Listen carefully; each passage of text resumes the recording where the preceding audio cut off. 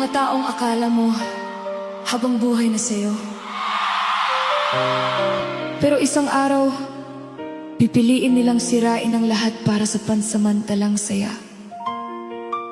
At kapag iniwan sila ng taong ipinagpalit sa'yo, saka lang nila mararamdaman ang sakit na minsan nilang ipinadama.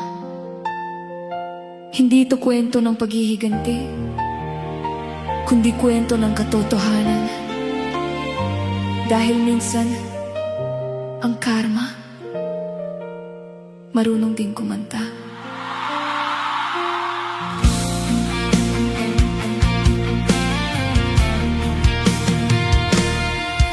Noong araw, ikaw ang mundo ko. Lahat ng pangarap, sabay nating binuo. Pero isang lihim ang unti-unting lumabas. May ibang kamay na siyang iyong hinawakan. Hindi ko akalaing kaya mong magsinungaling, habang ako'y buong pusong nagmamahal sa'yo pa rin. Bawat pangako mo'y parang usok na naglaho, at iniwan akong luhaan sa dulo. Pinili mo ang panandali, ang ligaya, habang winawasak mo ang ating alaala. Akala mo ba'y habang buhay kang masaya? Ngayon bakit ikaw ang umiiyak nang dahil sa kabit ng iwan ka? Saka mo lang nalaman ang tunay na halaga. Ngayon ikaw ang sugatan, ikaw ang nagdurusa, habang ako'y unti-unti nang lumalaya. Nang dahil sa kabit ng iwan ka, bumalik ka, ngunit huli na ang lahat. Ang pusong minsang sinaktan mo ng sobra, hindi na muling magpapadala. Narinig kong iniwan ka rin niya, tulad ng ginawa mo sa ating dalawa. Ngayon hawak mo ang basag mong puso, at hinahanap ang dating ikaw at ako. May mensahe kang paulit-ulit na ipinagala, humihingi ng tawad, sana raw ay bumalik pa.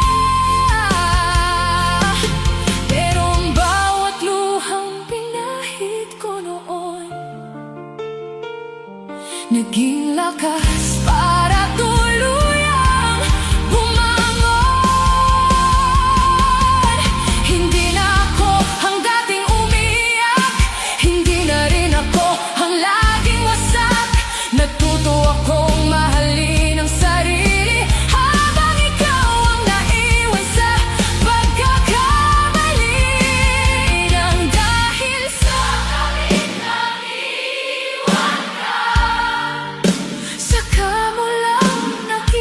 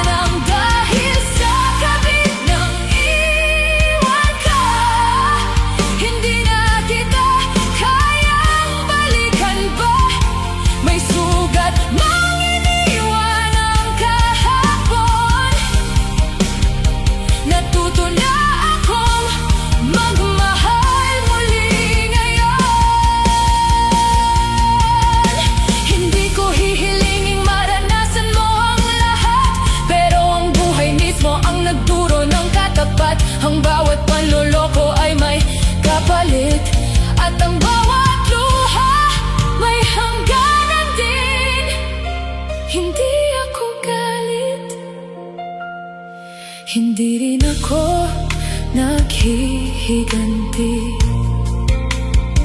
Pinipili ko lang ang kapayapaan na minsang ipinagkait mo sa'kin. Nang dahil sa gawin ng iwan ka, ngayon alam mo na ang sakit ng pag-iisa. Pero ang puso kong minsan dinurog mo, hindi nga muling babalik sa'yo. Nang dahil sa kabit ng iwan ka, natapos na ang kabanata nating dalawa. Ang dati mong minahal ay malaya na, at hindi na lilingon pa. Hindi lahat ng umaalis ay may babalikan, at hindi lahat ng humihingi ng pangalawang pagkakataon ay muling pagbubuksan ng puso minsan. Ang pinakamagandang wakas ay ang tuluyang